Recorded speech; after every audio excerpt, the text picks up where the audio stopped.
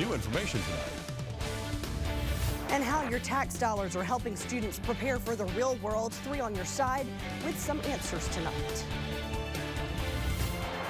Finally, it's a cold front, and I'm tracking it moving in tonight. Your first alert forecast is coming up. We continue coverage of your breaking news at this hour. Multiple suspects taken into custody after pursuit in Ridgeland. 3 on your side, the first on the scene this afternoon. And you can see the car police were pursuing, located hundreds of yards down a railroad track. A Mississippi Highway Patrol helicopter searched for the suspects from the air. That abandoned car was located near the intersection of Lake Harbor Drive and Highway 51. Police also centered their investigation at a home on Midway Avenue. Ridgeland police will soon release information about why officers chased the suspects. More breaking news now. Hinds County District 2 Supervisor David Archie's petition for a new election is rejected. It came after a full vote of the Hinds County Democratic Executive Committee. Archie had claimed election fraud after his loss in the primary election to Anthony Smith. Smith beat Archie by 1,800 votes. Archie also filed a petition for a judicial review in circuit court last week, asking a judge to order a new election.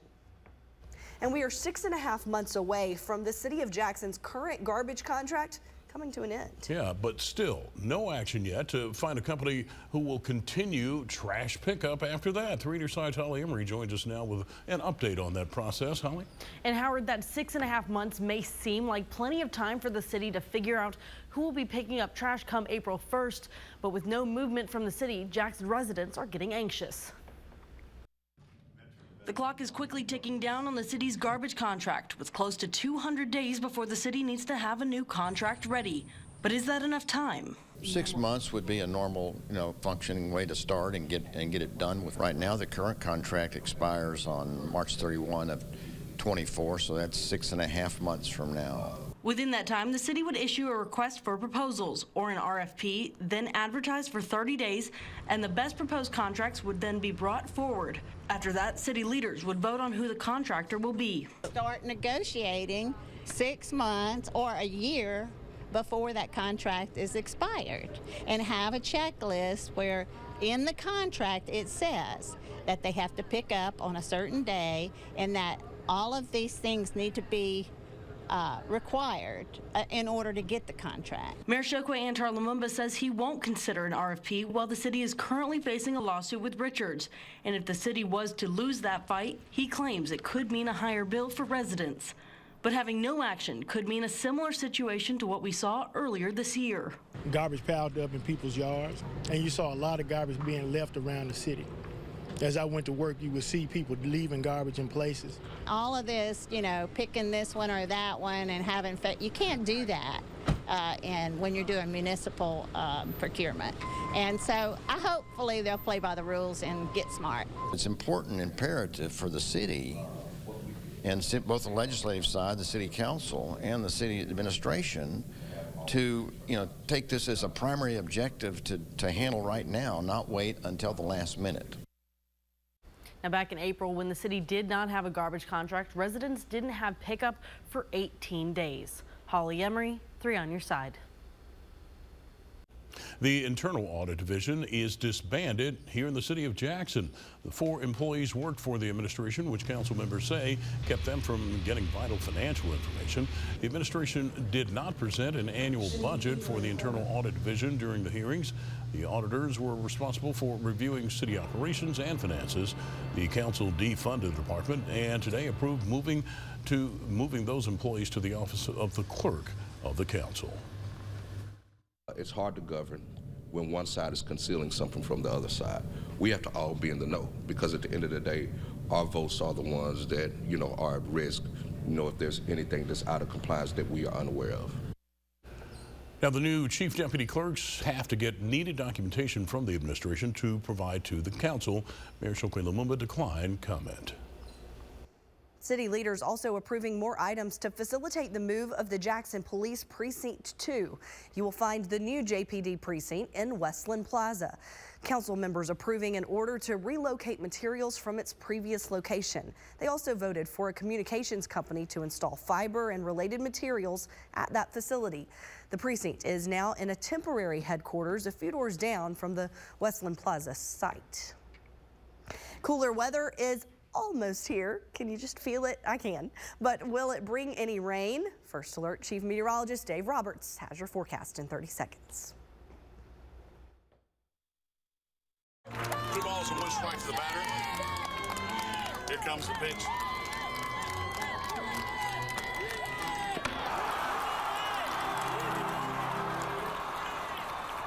Hey, can you sit somewhere else? Yeah. You're too big.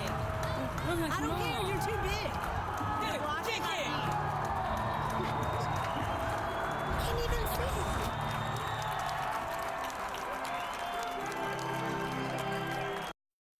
Showers all around us, but that's part of the problem. They need to be over us, and I don't see that happening just yet. As we take a look here at live First Alert Doppler radar, it's quiet, but what's that blue line?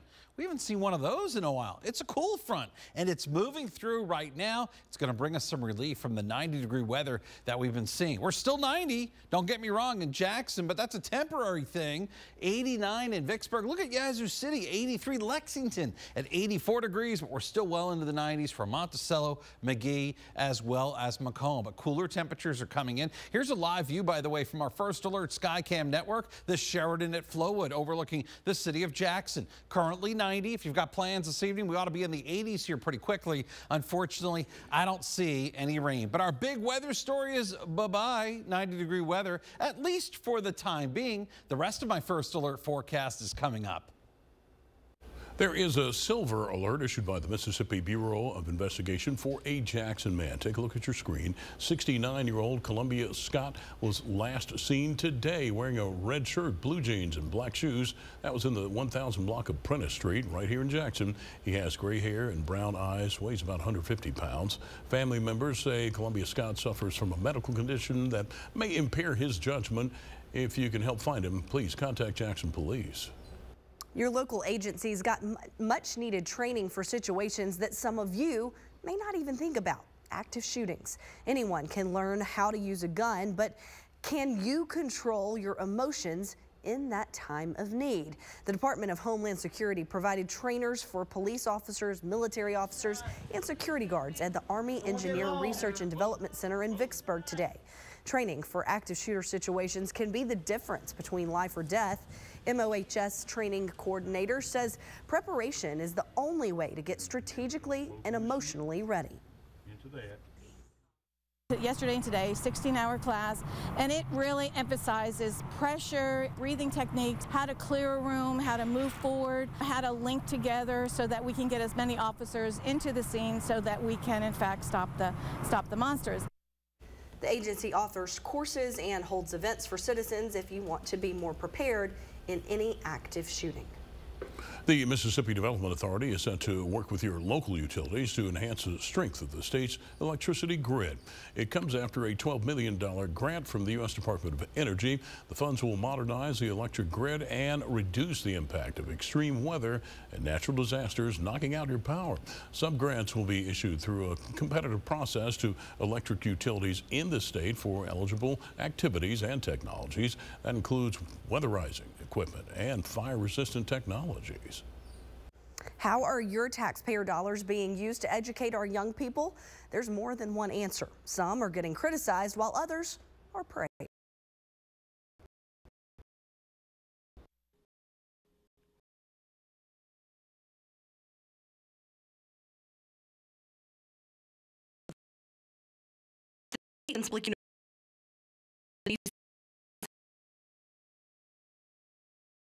The same amount of money to educate an engineer as a pointing out the average pay right out of school for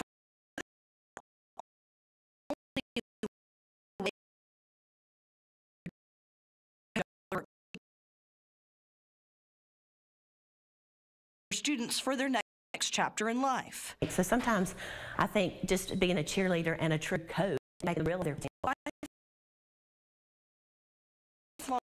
Pearl resident and former teacher Becky Tullis-Jones is one of 2 career coaches in the Pearl Public School District. And the one thing that I always tried to do is encourage my kids to get your degree, you know, come back to Pearl, be a productive citizen. So I feel like I'm like in the middle of our mission statement here. And the coaches connect with industry in the area to make sure they know where the needs exist. So many of our students are not certain what they want to do, but we have many that are ready to go into the workforce. But we also want to make sure that their careers that they're in are careers that they can sustain a living and an income for their families when they get ready to move into that stage of life. Superintendent Chris Chisholm. They're here to help match the kids to the jobs, give them experiences, but also maybe a foot in the door to those opportunities. Accelerate Mississippi explains that 2 years of funding have made the expansion of career coaches around the state possible. We often tell teachers and career coaches, guidance counselors, we even tell parents there is no plan B here. If they're planning to go to a community college, if they're planning on getting a short-term training certification, that's as much a plan A as going on to a 4-year institution. Now, the auditor says he plans to release a report on that return on investment at the public universities sometime soon. 5 former Memphis police officers now face federal charges in the death of Tyree Nichols. We will tell you what that means for this investigation. And ground broken on one of the most popular store chains that's making its first foray into the Magnolia State. How it's expected to generate more business for the surrounding area.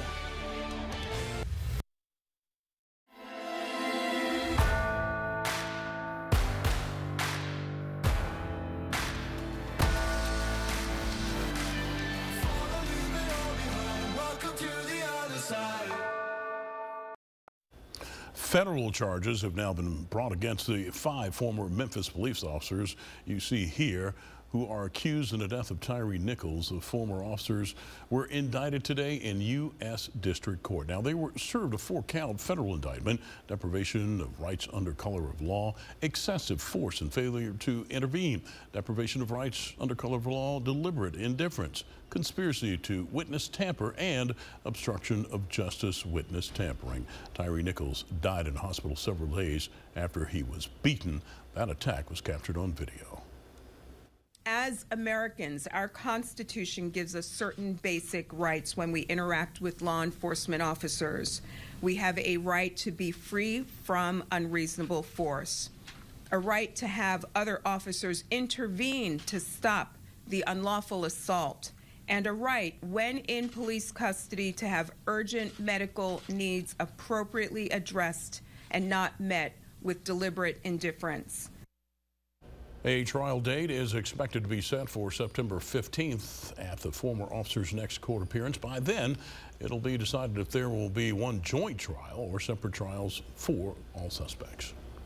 You are one step closer to seeing the first ever Buc-ee's right here in the Magnolia State. Ground is broken today on the first location down in Harrison County. You'll find it located just off Interstate 10. Dignitaries grabbed shovels to bring in a new era for the store. Buc-ee's owner Beaver Applin says the new Buc-ee's will be 74,000 square feet with 120 fueling positions and hookups for electric vehicles. He also says that the $50 million store will bring at least 200 full-time jobs. We pay a great pay scale, a livable wage, and from starting position all the way up to management. So the economic opportunities in the form of jobs for the community are substantial. It will still be a few months before it opens, so you're going to have to wait just a little longer for all those good Buc-ee's treats. They aren't hampered by rain in the building process. No, they are not. I don't know. The dry weather may have moved them, right? I mean, anything hampered or maybe right. a lack of rain. That would be the thing. But we've got a little bit of rain in our forecast. We've also got a little bit of some cooler weather, which I know we've all been looking forward to. Your first alert forecast is coming up. Hey, and listen up. You don't have much time left to get a St. Jude Dream Home ticket. Why you need to act right now to win this fabulous home. Danger around the corner, driving 18 wheels.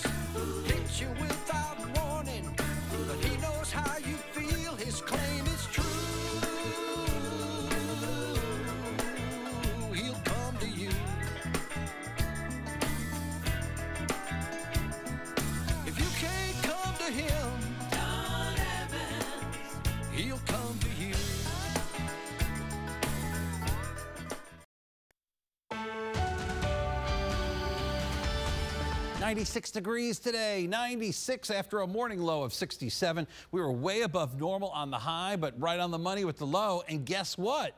We've got cooler temperatures coming our way. Today also marks the end of a streak. I know you're probably going to be sad about this, right? The 90-degree day stretches. Today marks the third longest 90-degree stretch in Jackson recorded history. We've had 64 days in a row. I do not think we're going to make it to the #2 spot because tomorrow's temperatures will fall short of 90 degrees. Rainfall is again disappointing. We are way below normal on rainfall to the tune of about 99% below normal, and we're about 7 inches below normal for the year. We got to do better on that, that's for sure. 90 right now in the capital city, but the humidity actually makes it feel a little bit cooler than that 90. So the air mass isn't all that humid. And just to our north, look at Memphis, 75 degrees. The cooler air is out there, folks. It's working its way in our direction. And look at all the 60s across the northern United States. Again, hints of fall are in the air. Around here, you can see we've got a few clouds, we've got a few showers. There is a cool front that's pushing southward. How do you know? Well, we're 90 degrees in Jackson, but Greenville's 82, Oxford is 79, Starkville is the same thing, while Hattiesburg and Meridian are both 94 degrees. Having a cool front around will do us some good. More cloud cover means lower temperatures during the day and maybe a few showers, but we're not expecting a lot of rain and certainly not widespread rain. There could be a few showers as soon as tomorrow morning, a few showers scattered around during the day and into the afternoon and evening. And we could be looking at the same thing again on Thursday, being close to this cool front, but nothing widespread and nothing too heavy either. We've got to make up on that rainfall for sure. In our forecast models, only 2 out of 4 suggesting rainfall, and they're really suggesting very low-end amounts of rain at that. Chances for rain, they're there. Over the next 4 days, we're going to have a 20 or a 30% chance for showers. That'll take us into the first half of the weekend. But what I'm watching is the long range. Over the next 10 days, we could be watching the return of warmer than normal temperatures. And what I'm trying to tell you is that while the 90s are taking a break for now, we're probably not done with 90-degree weather for the year just yet. Hey, we're tracking the tropics for you like we always do. A lot of activity going on, but not close to home. The Gulf, the Caribbean quiet, and we're at the peak of hurricane season. You've got Lee, you've got Margot, and another system that's trying to develop behind it all. These systems continue to crank northward. Hurricane Lee developing another new eye. This has been a common thing with this storm. And then there's the other activity I'm telling you about. But everything we're looking at suggests it's going out to sea, except Lee is going to come very close to Maine or Nova Scotia, probably making a direct hit on one or the other. 70 overnight tonight, 30% chance for rain. So temperatures will actually be technically warmer tonight than they were last night. But during the day, you'll notice the difference. Only 80 at lunch, 86 in the afternoon. No 90 degrees with just a 20% chance for some showers. Here's your 7-day forecast now. High 80s for the rest of the week going into this weekend. As far as your weekend is concerned, if you're going to the beaches, you'll find upper 80s in the water and on the land. And there may be a few showers at some of the area beaches. Our weekend forecast looks like this. Saturday, 30% chance for showers, 88. Sunday, mostly sunny, also about 88 degrees, but the humidity behaving itself. We could be seeing 90 again by this time next week. Are you struggling to find a new dream home? Well, don't worry. You can win a new one for only $100. That's the cost of a ticket to this year's St. Jude Dream Home giveaway. Less than 1,000 tickets remain. The home, 3 bedrooms with 3.5 baths. If you buy that elusive ticket before September 21st, you could also win a $1,000 shopping spree courtesy of ASJ Interiors. The home will be given away on October 26th. Searching for whether Google violated monopoly and antitrust laws. A federal court hears arguments in the historic bench trial. My name's Al Fazalahi. Had a terrible T-bone accident. When I hung up the phone with Morgan & Morgan, I felt a huge amount of relief. They were in touch with me every step of the way and made things extremely simple for me. It was beyond easy dealing with them. A federal judge in Washington will decide whether Google violated antitrust regulations while you used their search engine. A judge heard opening arguments in a bench trial that's expected to last 10 weeks. Our Washington News Bureau reporter Molly Martinez breaks down this historic case for you. 9 out of every 10 searches are done using Google software and apps. And the U.S. Justice Department argues that the tech firm has taken anti-competitive steps to make certain that they're number one. In a 25th anniversary statement, Google CEO Sundar Pichai notes the tech company was founded, quote, to organize the world's information and make it universally accessible and useful. The U.S. Justice Department notes more than 2 decades ago, another massive technology company fell afoul of antitrust and anti-competitive regulations. Tuesday, prosecutors charge Google is doing exactly what Microsoft did, shutting off distribution channels for rivals, requiring software to be pre-installed on devices, and making it impossible to delete that software. Google argues users have more search options and more ways to access information online than ever before. It's the judge who will make the final ruling in this bench trial. He'll have to decide whether Google misused its power as a market leader. All of those searches done with Google.com, YouTube, and other products of parent company Alphabet. In Washington, I'm Molly Martinez. Cooler weather. Yeah. I like that. I like what we're seeing there.